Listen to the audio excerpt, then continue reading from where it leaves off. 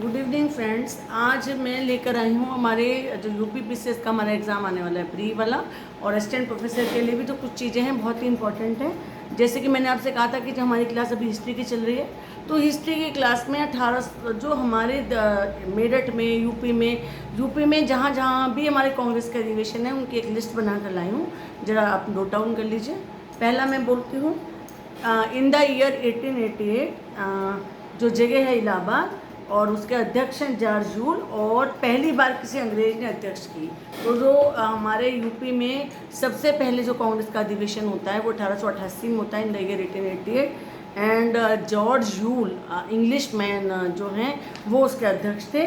तो नंबर 1 पे ये हो जाता है। नंबर 2 आता है 1892, देन अगेन इलाहाबाद, एंड अब की बार है WC बनर्जी। जो WC बनर्जी कौन है? जो कांग्रेस के अध्यक्ष भी थे, वोमेश चंद्र बनर्जी, है ना, और इन्होंने करी सेकंड बार अध्यक्षता।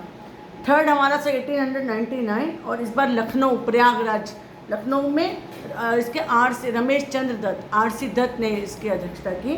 जो RC दत्त हैं जो कि इकोनॉमिक हिस्ट्री ऑफ इंडिया के भी लेखक हैं, जो कि आर्थिक दोहन का सिद्धांत जो हमारे देश से धन दूसरी तरफ जा रहा है उसके बहुत बड़े राइटर हुए हैं, उन्होंने बुक लिखी है, उन्होंने ये अध्यक्षता की है।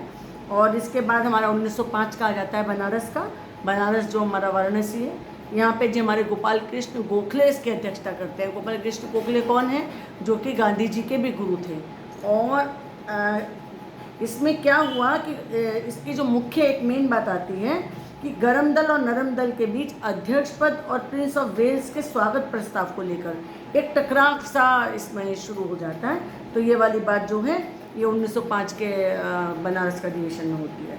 फिर इसके बाद 1910 का, जो कि अगेन फिर इलाहाबाद में होता है, और इसमें विलियम वेडरबर्न अंग्रेज हैं, ये अध्यक्षता करते हैं। और इसके बाद फिर 1916 में लखनऊ में अधिवेशन होता है, जिसमें कि अंबिका चरण मजूमदार अध्यक्ष होते हैं। और इसमें क्या था कि एक 1907 में जो कांग्रेस का सूरत में मतलब ये अलग से एक्स्ट्रा नॉलेज दे रही हूँ, सूरत में जो कांग्रेस का विभाजन हो गया था 1916 में, ये अंबिका चरण मजूमदार जो अध्यक्ष थे लखनऊ में, यहाँ पर दोनों गुट आके नरम दल और गरम दल मिल जाते हैं। और इसके बाद कांग्रेस और मुस्लिम लीग के बीच भी इसमें समझौता हो जाता है।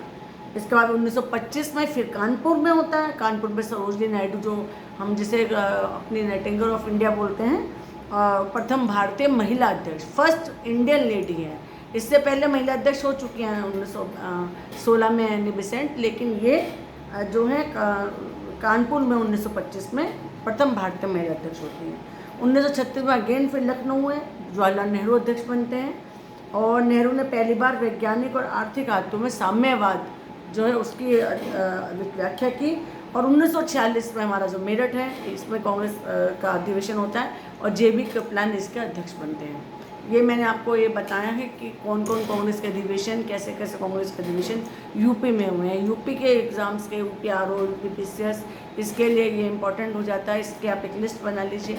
और जैसे कि आप सबको मालूम है कि कांग्रेस का जो गठन था वो 1885 में हुआ था, और बॉम्बे में हुआ था, 72 लोगों के साथ हुआ था। ये कि हमेशा याद करने वाली चीज़ हो जाती है। इसमें एक चीज़ और याद करने वाली रहती है कि बदरुद्दीन तैयब जी पहले मुस्लिम अध्यक्ष थे। जैसे कि एक चीज़ मैंने अभी बताई थी कि जॉर्ज जूल पहले इंग्लिश थे। पहली महिला जो थी वो एनी बेसेंट थी, 1917 में अध्यक्ष थी। और 1925 में हमारे भारत की पहली महिला सरोजनी नायडू थी। तो ये कुछ चीज़ें हैं। और जो लास्ट है वो 1946 का JB कृपलानी अध्यक्ष होते हैं, और वो मेरठ में होता है। आज के इतना ही, फिर किसी और सूचना के साथ आते होने दें। नमस्कार।